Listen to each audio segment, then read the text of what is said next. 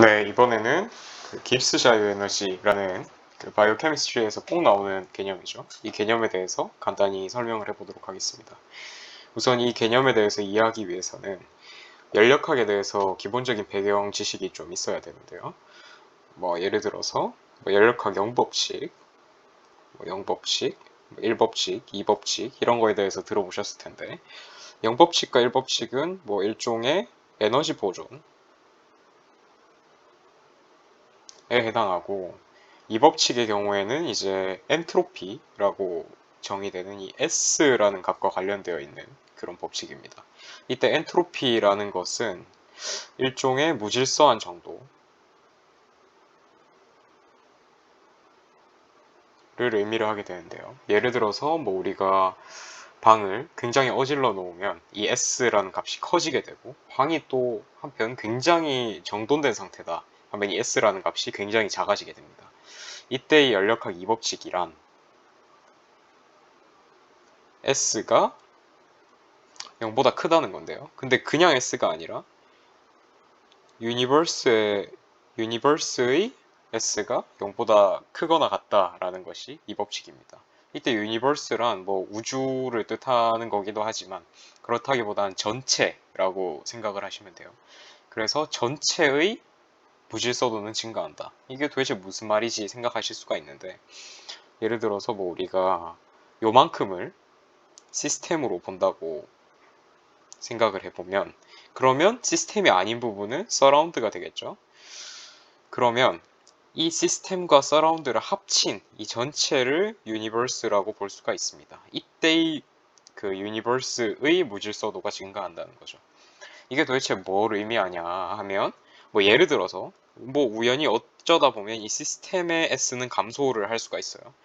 근데 그렇게 되려면 이 주변 서라운드 S는 증가를 해서 결국에 얘들 둘을 합한 전체 유니버스의 S는 증가하는 방향으로 되는 것이 자발적이다 라고 하는 거죠. 네, 이런 것이 바로 연력학 제2법칙에 해당을 하게 됩니다.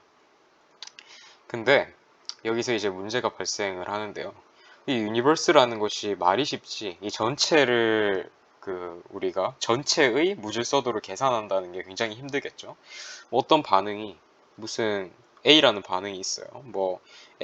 A에서 B로 가는 이런 반응이 있다고 했을 때 이 반응이 포함된 이 유니버스 전체의 무질서도를 계산을 하면 물론 자발성을 이 법칙으로부터 예측을 해낼 수 있겠지만 그렇게 하기에는 굉장히 계산할 것도 많고 유니버스 전체를 어떻게 다 계산을 할 수 있냐 하는 문제가 이제 발생을 하게 되는데요. 그래서 이 연력학 제2법칙이 유니버스 전체에 대한 논의이기 때문에 이 전체에 대한 논의를 우리가 잘 다룰 수 있는 우리가 눈여겨볼 수 있는 이 시스템의 범주로 좁혀 들어오게 만들어주는 팩터가 필요한데요. 그때 등장하는 것이 바로 이 G라는 팩터입니다. 그래서 이 G 여기 시스템이죠. 이 G 시스템을 H 시스템 마이너스 T는 온도, 템퍼러처가 되겠죠. 그리고 S 시스템 이런 함수, 이런 펑션으로 놓게 되면 그러면 이 앞서서 이 유니버스에 대한 이런 연력학 제2법칙에 대한 논의가 G 시스템이 0보다 작거나 같다라는 것과 아이덴티컬 해지게 됩니다. 델타 G가 되겠죠. 네. 여기도 델타가 되겠죠. 네, 이게 연력학 제2법칙에 해당하는 건데요. 그래서 결론적으로 얘기를 하자면 여기 델타를 빼먹었었는데 이때 델타라는 표시는 이제 변화량을 의미하죠.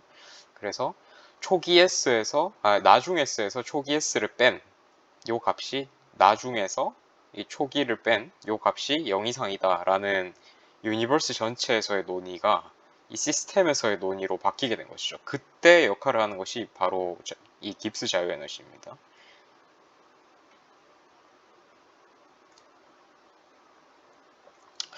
이렇게 이해를 하시면 되고요. 그래서 기억해 둬야 할 것은 시스템 우리가 관심이 있는 특정 계에서의 자유에너지 변화량이 0보다 작거나 같으면 그러면 그 반응은 자발적이다. 연력학적으로 자발적이다. 라고 얘기를 할 수가 있는 거죠. 네, 그렇고요. 그리고 이제 마지막으로 이 함수에 대해서 조금만 더 살펴보자면 g가 h-ts 뭐 이런 그 함수식인데 이때 이 함수가 굉장히 의미하는 게 많습니다. 이때 이 h가 바로 엔탈피를 의미를 하고 이 s는 그 엔트로피를 의미하는데요. 엔탈피란 걔가 가지고 있는 모든 에너지 총합이라고 생각하시면 될 것 같아요. 에너지, 총 에너지라고 생각을 하시고 근데 총 에너지에서 뭔가가 빠졌더니 G가 됐죠. 이 빠지는 양만큼은 뭐냐면 일을 할 수 없는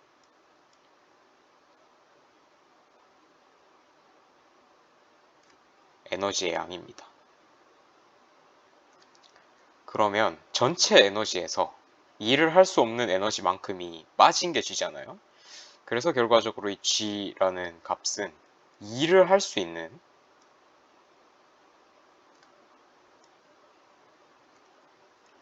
에너지의 양이라고 정의를 할 수가 있는 거죠. 그래서 뭐 일종의 이 G도 에너지이긴 한데 총 에너지를 의미하는 것은 아니고 에너지들 중에 실제로 일로 전환될 수 있는 만큼의 에너지를 의미한다라고 생각하시면 연력학적으로 거의 완벽하게 이해하신 거라고 볼 수 있습니다.